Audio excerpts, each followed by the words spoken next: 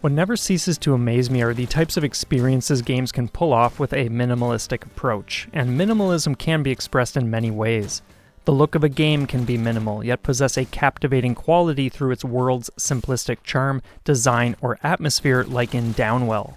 We might have bare-bones mechanics to work with, as we see with Inversus Deluxe, yet the sheer pressure you feel when the computer starts closing in on you creates some incredibly intense moments to endure. An intriguing story may unfold without excessive dialogue and cutscenes like in Cave Story.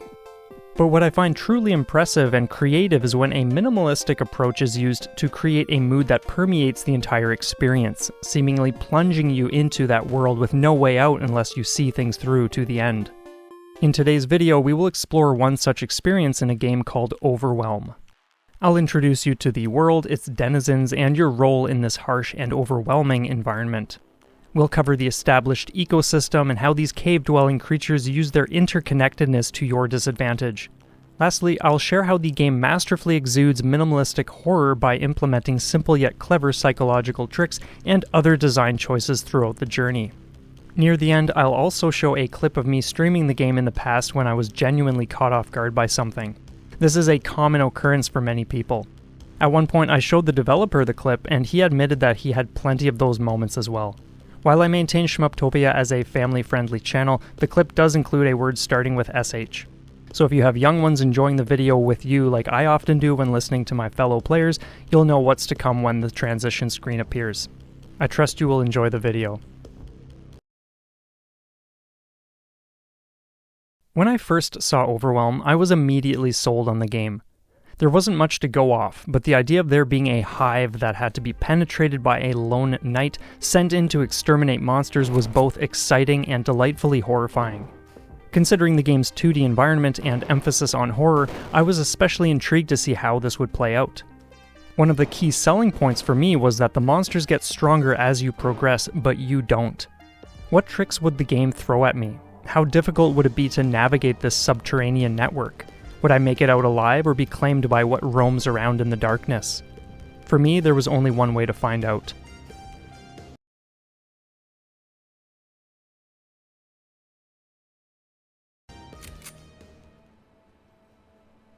While I had a rough idea of what the game was about, I hadn't looked up how it all worked. Just like my character plunged into the ominous depths far below the surface, I too wanted to jump into this experience with little to no knowledge of what was to come or how I'd manage. After my initial attempt at a run, I discovered that every succeeding run would start at the crystal station within the caves. I immediately realized I would not see the surface again until my mission was accomplished. With this realization came the feeling of impending pressure, like the game had already sensed my presence and was beginning to tighten its grip from all around. The situation was even more dire because this was purely a solo mission. There was no upgrade or item shop tended by a familiar face that, in other games, would be a reprieve to visit during a difficult journey and grant access to better gear or abilities. There were no other explorers who might share helpful advice along the way. There was no experience system allowing my character to become stronger over time. It was just me, my fists for punching, my double jumping ability, and what little ammunition I had at my disposal.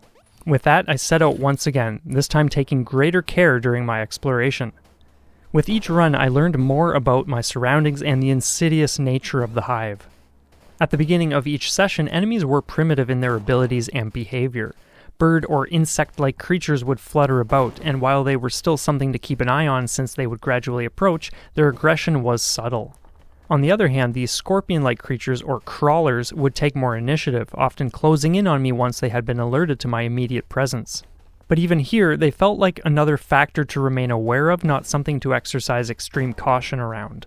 That said, when a single hit costs 1 life and you only have 3 lives per run, every enemy should be considered deadly. The hive is a curious and disturbing thing though. The creatures inhabiting this network of tunnels and caverns all share a connection with the 5 overarching monsters. These monsters, or bosses, each possess a powerful ability and, when slain, transfer that ability to the rest of the hive, excluding the other bosses. With each evolution, enemies become far deadlier due to enhanced behavior and capabilities.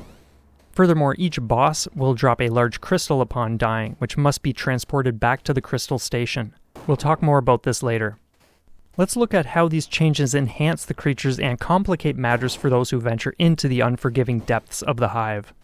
To understand the changes the smaller creatures undergo, we must first observe the source of those changes, the dominating monsters that each occupy a different region of this underground labyrinth. Whereas most monsters can be killed with a single hit or two, the bosses are extraordinarily dangerous, requiring many shots to be brought down. They must be approached with immense consideration of their offensive and defensive strategies, otherwise those sent on this mission may not survive these encounters. During a battle, each monster has two phases, the second of which is when their unique ability is revealed, and this is where we see what will be passed on should they fall. Let's start with the bush spider, a massive adversary that can quickly close the distance between itself and its prey. It can camouflage exceptionally well by using the surrounding grass and bushes to blend in. If the spider remains hidden, those who would hunt it might unwittingly run directly into this 8-legged death trap, a terrifying thought indeed. Once its latent ability surfaces, it can shoot venom through the air, raining a shower of death upon those within range. Maintaining a safe distance is important with this development, but also presents another challenge because the spider essentially creates a perimeter around itself. If advancing into this zone, the risk of death increases drastically. There is yet another problem. Staying outside the spray zone means the spider is often out of sight. It's not uncommon for ammunition to be wasted due to firing blindly into the bushes, which is exactly what the spider wants. Since there's no way out of the chamber until the fight ends, it will use every trick it knows to survive. But even this giant arachnid is not without its disadvantages. Its very size is one of them. It may have exceptional camouflage skills, but its body is large and vulnerable. This disadvantage is exacerbated by the relatively flat terrain of the fighting ground. Once its hiding spot is discovered, it cannot prevent a knight's powerful shots from ripping through its exoskeleton. If the bush spider is killed, its ability to shoot venom disperses, and some of the crawlers can now hurl venom through the air, a most inhospitable change compared to their previous form. Next, let's look at the twin lizards, a fierce duo that relies on distraction to quickly kill those who would enter their lair. They work in tandem, one drawing their opponent's attention away, while the other moves around, quite frequently out of sight. It's this division of focus that makes this a truly treacherous encounter. The chance of surviving the fight is highest during the first phase because, in their initial state, both lizards can only jump from one platform to another. The danger is greatly amplified once their climbing ability comes to the forefront, allowing both lizards to scurry up walls and cling to the ceiling and undersides of rocky platforms. With numerous collapsible surfaces spanning various sections of the lair, there's a real risk of falling through instead of performing a necessary evasive jump to survive.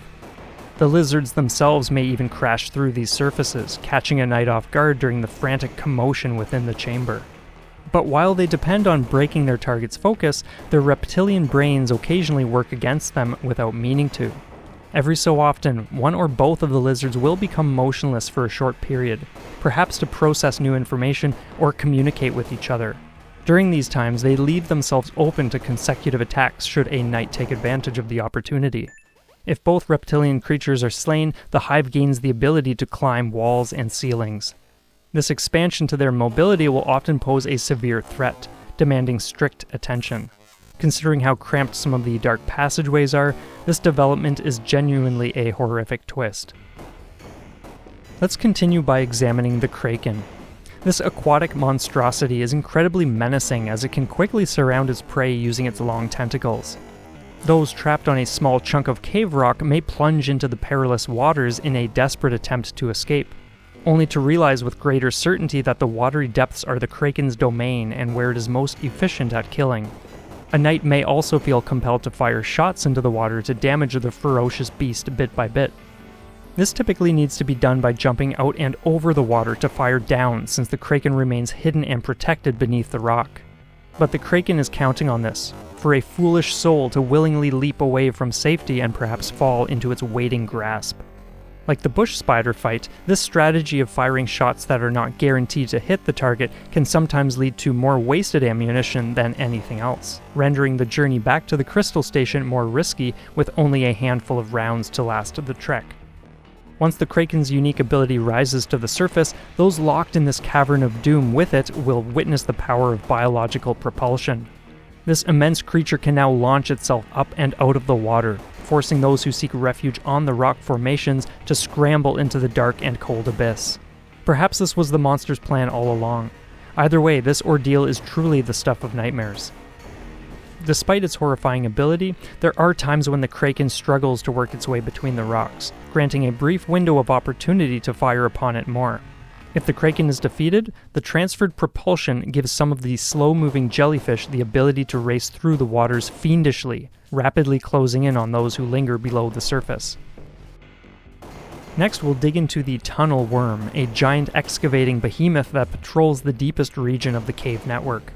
Unlike the twin lizards or bush spider, this colossal lifeform doesn't resort to devious tricks. It doesn't need to. The sheer size of its body and the tunneling force it can exhibit are enough to keep intruders on the run. Those trapped within its darkened territory, stumbling through tight passages, risk meeting their demise with every misstep. The shadows of this place are thick with threat, so quick thinking is vital. In its second phase, this massive creature generates armored plating over its anterior end. This protective addition prevents all damage that would strike its prostomium and mouth, rendering attacks on its front section useless.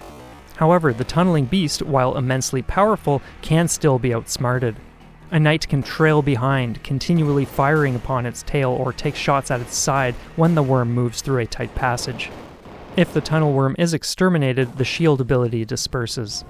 This shift in the Hive brings about what appears to be a new specimen. Either that or the crawlers have undergone a twisted transformation, leaving them barely recognizable. Whichever it is, an armor-plated creature now stalks the endless shadowy corridors, charging wildly down their lengths at first sight of trespassers. The last of the 5 monsters is an aerial lifeform known as Skullbat. Inspiring dread with its appearance, this creature of the sky torments those who tread too far into its preferred environment.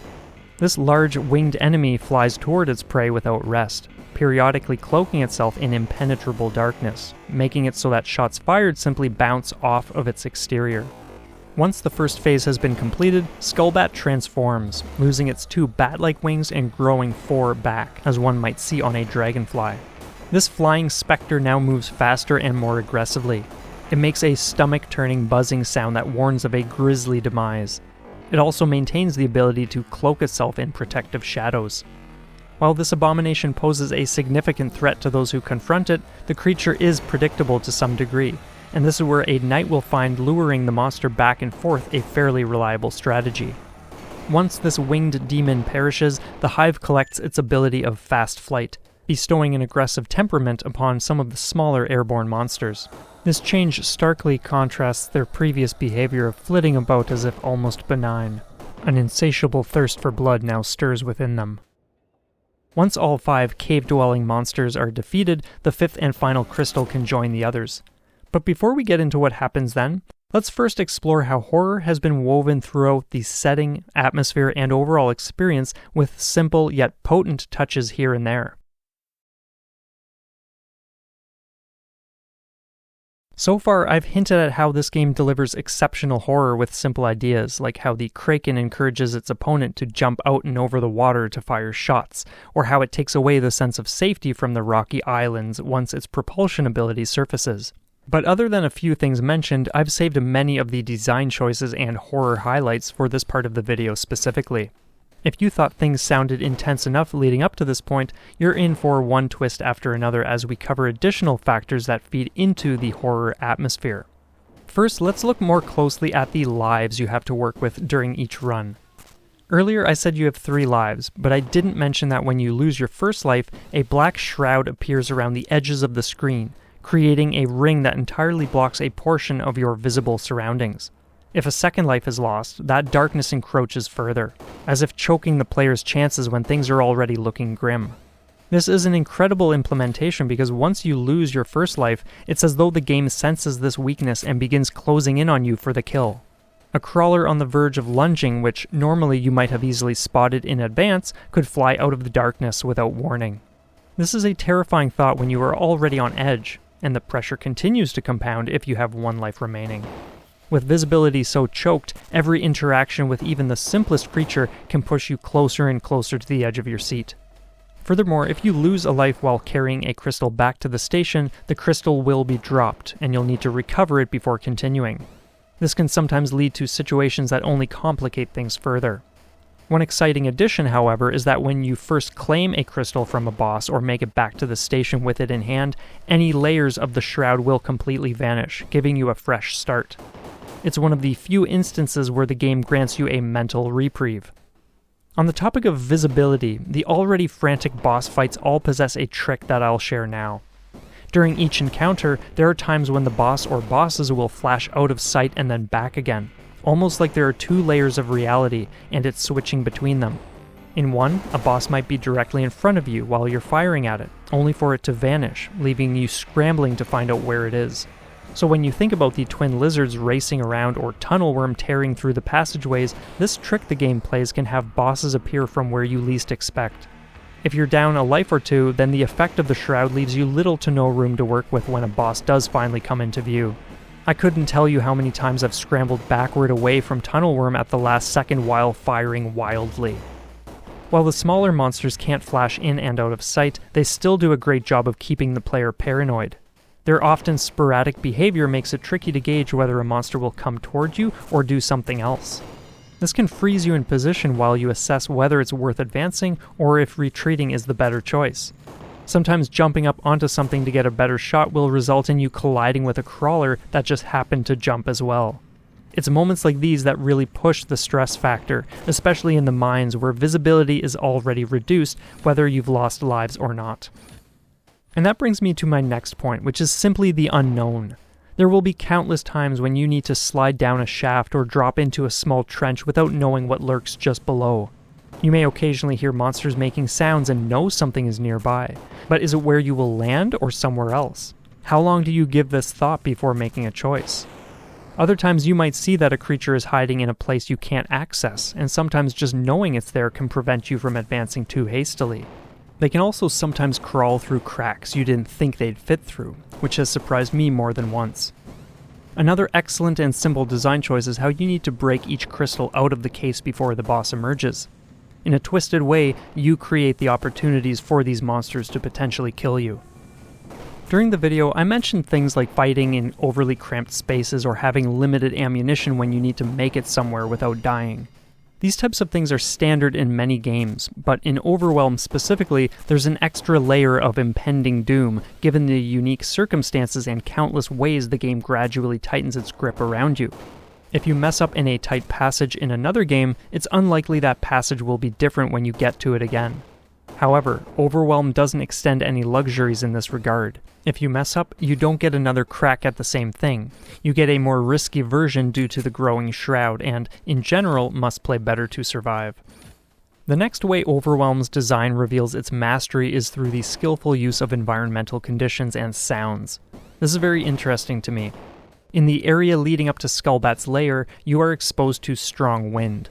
Sometimes you need to make certain jumps, which means part of your focus will shift to timing jump height and distance while working against the force of the wind and dealing with the flying enemies that flutter about.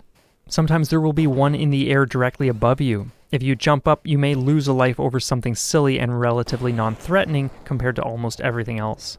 If you've activated enemies with fast flight, every moment you struggle against the elements is a greater opportunity for things to catch you off guard and kill you. In the region just before Bush Spider's den, there's an entire area filled with long grass blowing in a gentle breeze. While it may sound peaceful, there's also something deafening about it. The blades of grass rubbing against each other almost stirs something primal within us. Is something hiding in the grass that you can't quite see or hear? Does it see you? Is it getting closer? Is that the tail of a crawler, or is the grass playing tricks on you? Because sound is used very intentionally throughout this experience, getting to a place like this and hearing the grass demands your attention. It immediately pulls you in, and you know something isn't quite right, and that you need to be on high alert even more than before. Just like if you were standing in a cornfield and suddenly heard a sound nearby. Even if it was nothing, your instincts would likely have you on edge. You'll take that many more precautions because you don't want to mess something up and wonder why you didn't take your time. Another thing I love that this game does is how, once you've placed the fourth crystal, the gates leading to the crystal station now appear to be smashed open, granting small monsters full access. What was once a safe haven and place to reload now must be viewed as yet another danger zone. It's a prime example of how Overwhelm gets you comfortable with a tiny amount of breathing room, only to strip that away before long. All the other previously functional gates are broken as well. What adds more pressure to the intense boss encounters is that once the first two have been brought down, smaller enemies begin appearing during the remaining 3 encounters, adding even more to what you need to keep track of amidst the insanity. Now for one of the best horror elements I've ever encountered. Imagine you've just paused the game to go do something. You come back a minute later, and when you are about to unpause the game, you notice a crawler in mid-lunge heading right for you. How on earth could this be? Did you pause without realizing there was one there? What can you do to get out of this predicament? This is yet another trick built into the experience. There is no crawler, but this simple and clever idea demonstrates that this is more than just a horror game. It is horror itself. In most games, being paused is a complete break from the experience, but Overwhelm isn't going to let you get away with that. As we see here, it will use every opportunity it can to toy with you psychologically and have you second-guessing yourself. Having looked at various elements contributing to Overwhelm's impeccable spirit of horror, let's continue where we left off earlier. If you plan on playing this game yourself and want to avoid spoilers, I recommend stopping here for the time being. With that out of the way, let's get into the final events. The bosses can be exterminated in any order you choose on the game's normal difficulty. Once you have the final crystal in hand, you will once again want to make your way to the crystal station. The only twist is that this time a dark shroud chases you the whole way. If you've gotten used to playing carefully, this change of pace will likely be something you stumble over as you no longer have time to move cautiously. There is a high possibility that your trek back will be nothing but a mad dash. Given the urgency during this part, you will likely fire at anything and everything your mind perceives to be a potential threat. You may also be jumping frantically around or over certain monsters. This wild behavior certainly reduces your chances of survival, yet the pressure builds so quickly as you're tearing through the tunnels that you can't stop to ask questions. You just need to keep moving. Once the final crystal is inserted, you might think that some platform will become active, raising you to the safety of the surface at long last. But as is the nature of this game, there's no getting off easy, and you very quickly discover it's not over yet. The dark cloud continues its pursuit, and your map opens up, showing a specific location you need to reach. The words Core Online appear, followed by Destroy. As much as I'm sure you would have liked to escape these hellish caves, you find yourself once more delving into them, still chased by the all-consuming darkness. Once you reach the core, you notice the crystals have been transported to it, and upon firing, the core begins exploding. The dark mass no longer pursues you, yet the screen shakes violently due to the exploding core, and you only have about 40 seconds to make it out alive. Again, you are doing everything in your power to wildly tear your way out of this hellhole, and the pressure couldn't get any more intense.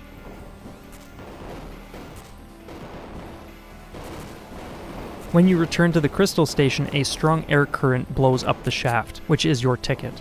You'll use this to get onto one of the sides and begin climbing up. Once you get high enough, things cut to a brief scene where you are blasted out of the opening and land safely on the surface. You are finally out of the cave, but you have not escaped the nightmare. A devilish beast of immense size claws its way up the shaft to emerge before you. It lets out a blood-chilling sound and begins advancing. Now the true and final test of courage begins. Mounting your horse, you begin attacking while making your retreat.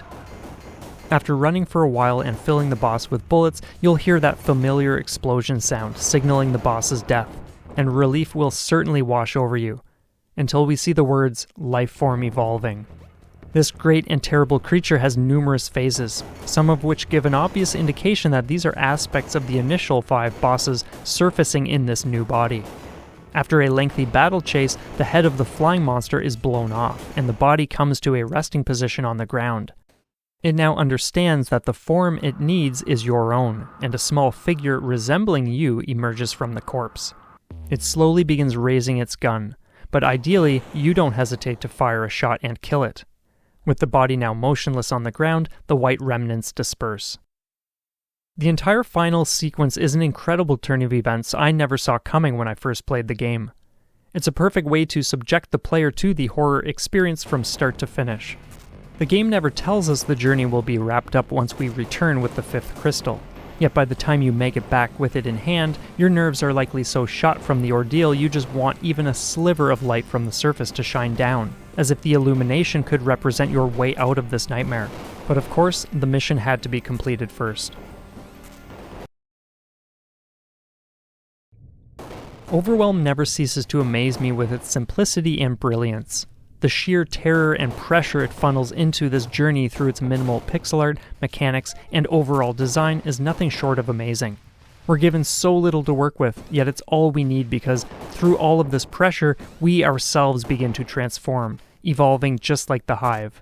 It doesn't mean we won't feel the weight of this place constantly pushing us down, trying to extinguish us from existence. But no matter what this cave of horrors throws at us, we adapt, grow stronger, and survive. To this day, Overwhelm remains an awe-inspiring experience. Playing through the game for the first time in 5 years pulled me in and relentlessly did what it does best. It tugs your mind in every direction imaginable. It pushes you to the edge where there's nothing to grab onto and expects you to hang on. What's fascinating is how the game truly brings out your instincts. From the way your mind snaps to attention when you hear the wind in the grass, to the raw instinctual reflexes that preserve your precious lives. The entire environment stirs a primal energy that I have rarely experienced in other games.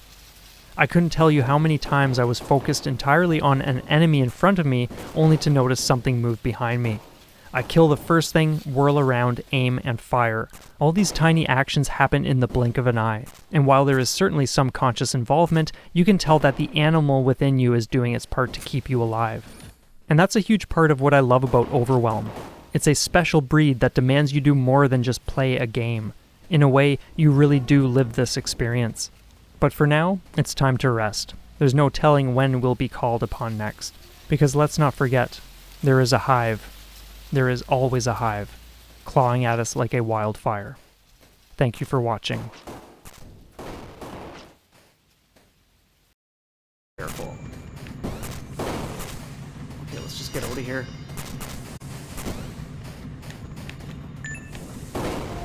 Holy shit! Oh my god!